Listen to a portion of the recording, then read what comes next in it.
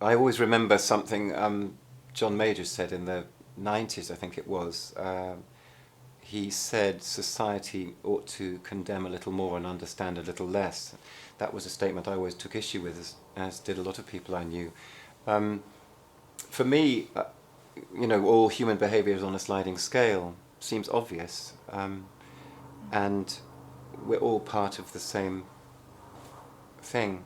I understand also, I suppose, the need to call people monsters. I mean, that's also in some sense human.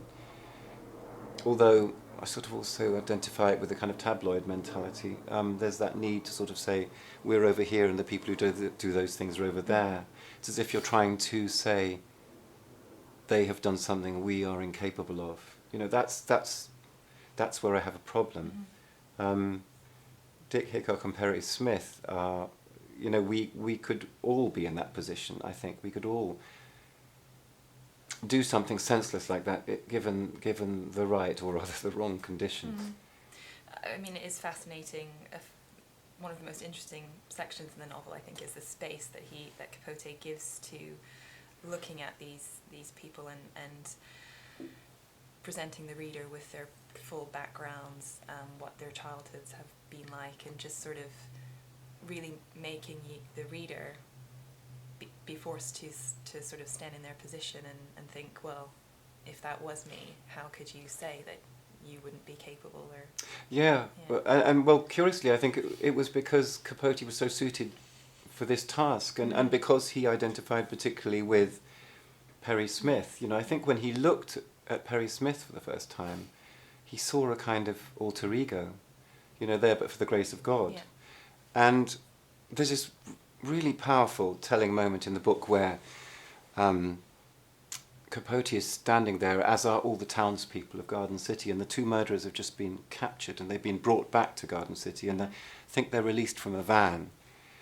And the townspeople all go quiet, this kind of hush falls. And Capote says it's because the townspeople are amazed to see that these people are humanly shaped.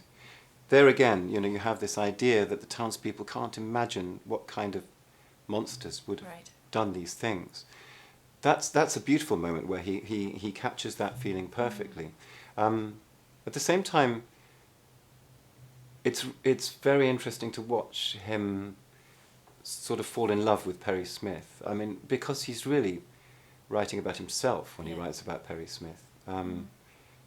He can't